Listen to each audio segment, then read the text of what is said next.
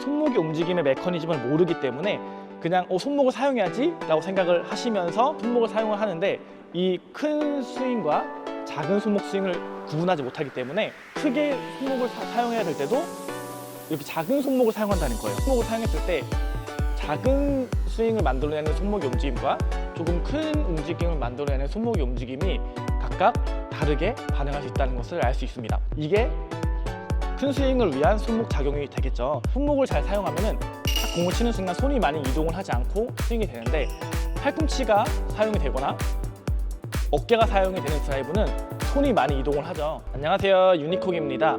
여러분, 제가 수많은 분들 레슨을 진행을 해보면 이것을 잘하는 사람과 못하는 사람이 실력이 늘어나는 속도가 정말 많이 차이가 나거든요. 그리고 실제로 레슨뿐만 아니라 이 개념을 아는 사람이 경기할 때도 훨씬 더 좋은 경기력을 보여요. 이것이 무엇일까요? 바로 손목을 잘 사용하는 겁니다. 그래서 오늘은 그동안 여러분들이 손목을 사용하지 못했던 이유를 설명을 하고, 실제 경기에서 바로 써먹을 수 있는 손목 사용 방법을 알려드리도록 하겠습니다. 이 영상을 보시고 이해가 안 되신다면 다시 반복해서 시청하시면서 부상 없이 즐겁게 배드민턴 치시기를 바랍니다. 우선 손목을 잘 사용하기 위해서 손목 움직임의 메커니즘에 대해서 알려드릴게요. 이게 라켓을 이렇게 잡은 상태로 우리 손목을 이렇게 사용을 하거나 아니면 이렇게 사용할 수 있습니다. 이런 움직임과 이런 움직임이거든요. 둘 다 손목의 움직임만으로 스윙을 만들었죠. 이것과 그리고 이것. 이 첫 번째 스윙과 두 번째 스윙 중에서 어떤 스윙이 더 큰가요? 그죠? 이 두 번째 스윙이 크고 첫 번째 스윙은 조금 작습니다. 백핸드를 한번 해볼까요? 우리가 일반적으로 알고 있는 백핸드 그립을 잡고서 이렇게 하는 움직임이 있고, 반대로 이렇게 움직이는 움직임이 있습니다. 마찬가지로 이게 좀 작은 스윙이 되겠고, 이게 조금 큰 스윙이 되겠죠. 포핸드도 그렇고 백핸드도 그렇고 손목을 사용했을 때 작은 스윙을 만들어내는 손목의 움직임과 조금 큰 움직임을 만들어내는 손목의 움직임이 각각 다르게 반응할 수 있다는 것을 알 수 있습니다. 자, 여러분, 여기까지는 별로 어려운 개념은 없죠. 근데 여기까지 잘 이해하셨다면 앞으로 배드민턴이 더 쉬워질 거예요. 제가 레슨을 해보니까 많은 분들이 방금 제가 보여드린 손목의 움직임을 활용하지 못해서 게임할 때 헤매시는 분들이 많더라고요. 이것을 한번 배드민턴에 적용해서 하나씩 설명해 보도록 하겠습니다. 자, 여러분, 낮고 빠르게 날아오는 공과 높이 떴다가 떨어지는 공이 있습니다. 낮고 빠른 공은 내가 빨리 처리하지 못하면 바로 실점을 하겠죠. 즉, 낮고 빠르게 날아오는 공에는 작은 스윙이 이 큰 스윙보다 더 적합한 스윙이 되겠죠. 반대로 당연히 높게 뜬 공은 큰 스윙이 더 적합하다는 것을 알 수 있습니다. 그렇다면 낮고 빠르게 날아오는 공은 어떤 것이 있을까요? 예를 들어서 드라이브라든지 혹은 푸시도 낮고 빠르게 날아오는 공이 될 수 있겠죠. 그러면은 아까 전에 작은 스윙을 만드는 이 스윙을 기억하시나요? 이렇게 움직였었잖아요. 근데 이 스윙을 하면은 공이 바닥으로 떨어질 거 아니에요. 그렇기 때문에 이런 움직임, 손목의 움직임을 가져가 주긴 하는데 라켓을 들어서 그 움직임을 가져가는 거예요. 그러면은 이런 느낌이 되겠죠. 아까 전에 이렇게 만들었던 스윙을 라켓을 이제 들고 똑같이 여기서 그 스윙을 만들면은 이런 느낌, 이렇게 작은 손목이 작용되면서 이런 스윙이 만들어집니다. 이게 우리가 기본적으로 아는 드라이브 스윙이 되겠죠. 이 스윙. 백핸드도 마찬가지로 아까 전에 이런 움직임이었으니까 라켓을 들어주고 그 동작을 해주면은 낮고 빠르게 날아오는 공에 내가 빠르게 대처를 할 수가 있어집니다. 작은 스윙이 아무래도 빠른 스윙이 가능하겠죠. 이게 사실 너무 간단하죠. 근데 대부분의 동호인분들은 이런 똑같은 상황에서 이런 작은 스윙이 아니라 이런 큰 스윙을 만들어요. 이런 큰 스윙. 근데 제가 보니까 크게는 두 가지인데, 첫 번째는 공을 강하게 치려는 욕심 때문에 스윙이 커지거나, 두 번째는 제가 방금 설명드린 이 손목 작용, 작은 손목 작용의 개념을 몰라서 큰 스윙이 나오게 되더라고요. 그래서 보통은 팔꿈치를 사용해서 이런 스윙을 하던가 아니면은 어깨를 사용해서 이런 스윙을 드라이브 할 때 하시는 분들이 많습니다. 이런 움직임이 되겠죠. 그래서 이 손목 사용하는 것이 익숙하지 않은 상태에서 공이 낮고 빠르게 오면은 작은 스윙이 필요한 상황이죠. 이 상황에서 작은 스윙을 만드는 가장 적합한 부위인 손목을 못 쓰고 팔을 이렇게 휘저기면서 스윙을 하게 되는 거죠. 저는 이렇게 손목을 사용하는 움직임, 아까 말한 이 작은 스윙이든 큰 스윙이든 손목 사용하는 움직임을 손목 활성화라고 하는데, 손목 사용법을 정확하게 익히면은 이 상황에서는 이렇게 손목을 사용해가지고 자꾸 빠른 스윙을 해야지 라고 생각을 하면서 빠르게 대처할 수가 있어지는 거죠. 공이 낮고 빠르게 오면은 스윙을 작게 만드는 손목 활성화를 시켜준다. 여기까지 개념적으로 따라오는데 조금 어렵지는 않죠.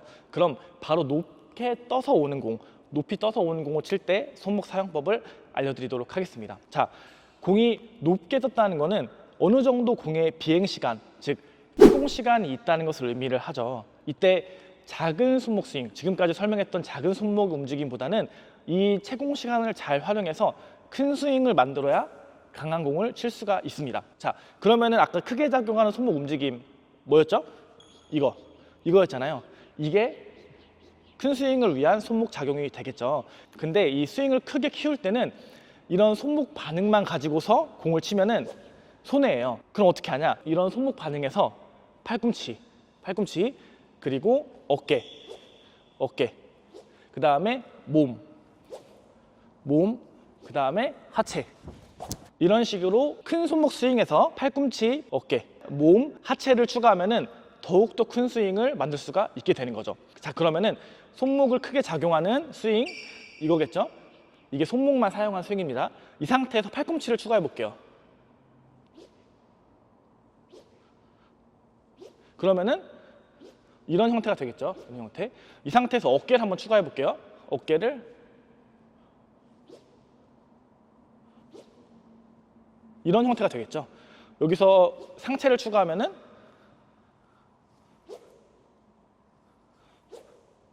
이런 형태가 되겠죠. 여기서 하체까지 추가하면은 이런 형태가 만들어지게 됩니다. 이런 식으로 상체와 하체까지 다 추가를 했을 때 여러분이 그동안 배워왔던 그런 스윙과 좀 비슷한 이런 스윙이 만들어지겠죠.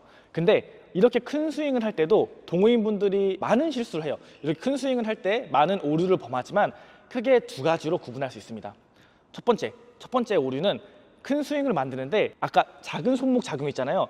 이 작은 손목 작용을 사용한다는 거예요. 이 손목의 움직임의 메커니즘을 모르기 때문에 그냥 손목을 사용해야지 라고 생각을 하시면서 손목을 사용을 하는데, 이 큰 스윙과 작은 손목 스윙을 구분하지 못하기 때문에 크게 손목을 사용해야 될 때도 이렇게 작은 손목을 사용한다는 거예요. 그러면 어떤 문제가 있냐? 하체에서부터 몸, 어깨, 팔꿈치까지 돌아와서 마지막에 손목까지 파워가 전달돼야 되는데 마지막에 이렇게 손목에 작은 스윙을 해버리면은 이 파워가 아무런 의미가 없어져요. 그래서 내가 스윙 크기를 아무리 키워도 이 라켓과 가장 가까운 이 손목의 크기를 키워내지 못하면 이 전 단계들, 하체, 상체, 어깨, 팔꿈치, 이 전 단계가 다 무용지물이 돼요. 그렇기 때문에 파워 전달이 잘 안 되겠죠. 그냥 이 손목으로만 치게 되는 거예요. 그러면 굉장히 비효율적인 스윙이 되겠죠. 두 번째 오류는 반대로 손목이나 다른 팔꿈치 작용을 아예 생략하는 경우가 굉장히 많아요. 대부분의 경우 이 팔꿈치와 손목의 이 큰 스윙을 생략된 상태에서 이런 스윙 하시는 분들 많거든요. 팔꿈치의 움직임과 손목 움직임이 생략된 상태에서 스윙을 하다 보니까 어깨가 많은 부담을 차지하게 되고, 그래서 어깨 아프신 분들이 굉장히 많은 거예요. 그래서 우리가 스윙을 키울 때는 하체, 몸, 어깨, 그 다음에 팔꿈치, 손목으로 스윙이 이어져서 와야 되는데 팔꿈치와 손목의 움직임을 모르기 때문에 그냥 어깨에서 그냥 바로 공을 치면서 어깨를 밀어치는 경우가 많이 발생하는 거죠. 그래서 실제로 슬로우 모션 영상을 보면 선수들은 공을 타구 하고 나서 손보다 라켓 헤드가 더 빠르게 떨어져요. 그러니까 이런 손목의 작용을 사용한 거겠죠. 큰 스윙, 큰 손목 작용. 근데 동호인분들은 손과 라켓이 같이 떨어지는 경우가 많아요. 이렇게. 이거는 이 큰 손목 작용을 활용하지 못한 경우가 발생이 되는 거겠죠. 이렇게 어깨가 떨어지는 거는 손이 떨어지는 거. 그래서 손목의 움직임은 손목의 작은 작용과 큰 손목의 작용, 이것을 잘 이해해야 됩니다. 여기까지 이해가 되시나요? 이 개념 자체는 어렵지가 않죠. 손목의 움직임은 크게 움직이는 동작과 작게 움직이는 동작이 있는데 낮고 빠르게 오는 공에는 작은 스윙을 위한 손목 반응, 그리고 높게 오는 공은 큰 스윙을 위한 손목 반응, 이렇게 정리를 할 수가 있겠네요.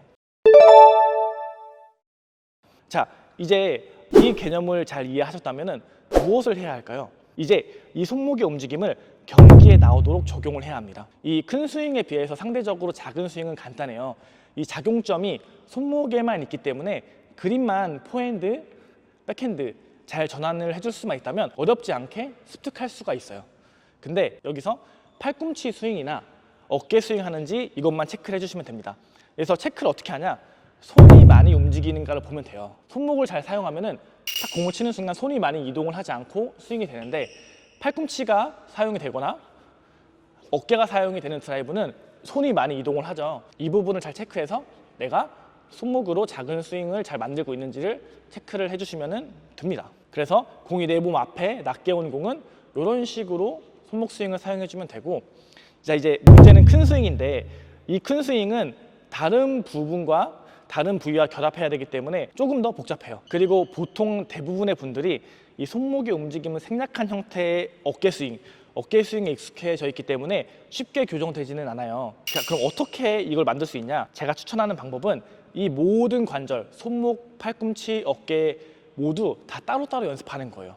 손목의 움직임, 팔꿈치와 손목의 움직임, 어깨의 움직임, 상체의 움직임, 그 다음에 하체의 움직임, 이것을 작은 단위부터 하나하나 연습해가는 거예요. 그래서 방금 보여드린 것처럼 손목의 움직임을 먼저 연습을 하고, 이 손목으로 큰 스윙하는 작용점, 큰 스윙 작용하는 손목 움직임, 그 다음 여기서 팔꿈치 추가, 그 다음에 여기서 어깨 추가, 그 다음 여기서 상체 추가, 그 다음에 하체 추가, 이런 식으로 작은 스윙부터 연습을 해가면은 이 작은 스윙 연습하는 건 크게 어렵지 않거든요.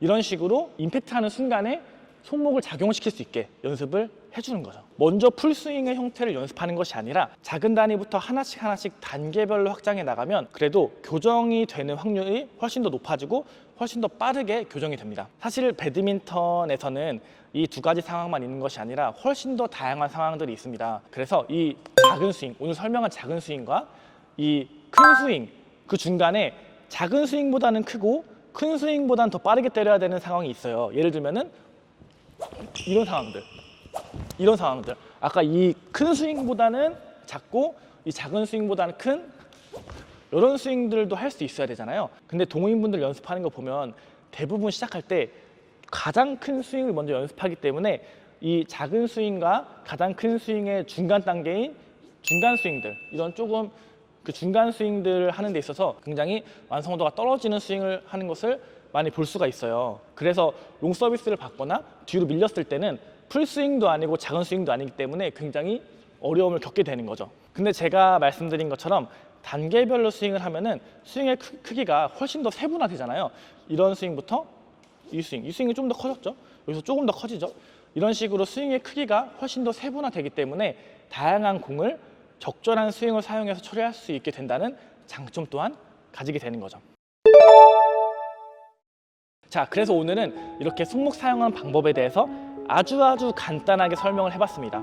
사실 머리로 이해하기는 어렵지 않은 내용이지만 많은 분들이 놓치고 있는 중요한 부분이라서 한번 다뤄봤어요. 아마 여기까지 보신 대부분의 분들이 이 개념은 잘 이해하셨을 거라 생각을 해요. 근데 진짜 솔직히 말하면 이 영상을 본다고 해서 바로 경기에서 이 손목을 잘 활용해서 경기력은 올리지 못할 거예요. 왜냐하면 충분한 연습도 필요하고요. 그리고 특히 이 큰 스윙 같은 경우는 훨씬 더 디테일한 방법과 연습법이 필요하거든요. 그러면은 그런 디테일한 방법과 연습은 어떻게 하는지 궁금할 수 있잖아요. 근데 여기서부터는 하나의 영상에 그 모든 것을 담기가 굉장히 어렵다는 거예요. 이 한 동작 한 동작 다 설명하려면은 하나의 영상으로 단축하는 것이 매우 힘들어요. 손목과 그립의 연관성, 팔꿈치의 작용점, 이 왼팔의 사용점, 이런 것들을 한 영상에 꾹꾹 눌러 담는 게 거의 불가능해요. 그래서 제가 저의 온라인 강의를 개설한 거예요. 오늘 설명한 손목의 움직임뿐만 아니라 스윙, 스텝, 수비 등 배드민턴에 필요한 거의 모든 기본 개념을 그 안에 넣어놨어요. 그리고 그 개념들을 익혀야 되잖아요. 그 개념들을 혼자 보고서 따라할 수 있는 연습 영상도 같이 제작해서 업로드를 해놨습니다. 그래서 이미 수강하고 계시는 제 수강생 분들은 강의를 통해서 개념을 익히고 연습 영상을 통해서 혼자 연습하면서 배드민턴을 새롭게 배우고 있습니다. 그 증거로 실제로 수많은 분들이 강의 후기를 통해서 그것을 남겨주고 있어요. 여러분, 오늘 제가 설명한 이 손목의 움직임에 대한 개념, 손목의 메커니즘에 대한 개념을 아는 분들과 모르는 분들은 이 배드민턴을 받아들이는 방법이 완전히 다를 거예요. 배드민턴은 알고 배우는 것과 모르고 배우는 것에 정말 큰 차이가 납니다. 제 온라인 클래스는 여러분들이 배드민턴을 이해하고 성장하는 데 걸리는 시간을 획기적으로 단축시켜 줄 거라고 저는 확신합니다. 자, 이 영상 첫 번째 댓글에 보시면 링크가 하나 있어요. 그 링크로 가시면 제가 방금 설명한 온라인 클래스 사이트가 나오는데 그 사이트에 가시면 1강을 무료로 볼 수 있어요. 그렇기 때문에 이 영상 첫 번째 댓글 링크로 가셔서 한번 확인해 보세요. 정말 여러분들 배드민턴 인생의 큰 변곡점이 될 거라고 확신합니다. 그럼 오늘도 영상 봐주셔서 감사하고 이 손목의 움직임 잘 이해하셔가지고 배드민턴 칠 때 더 강한 공, 더 빠른 공 잘 나눠서 스윙하시길 바랍니다. 날씨가 많이 덥죠. 더운 날씨 건강 조심하시고 좋은 하루 되세요. 감사합니다.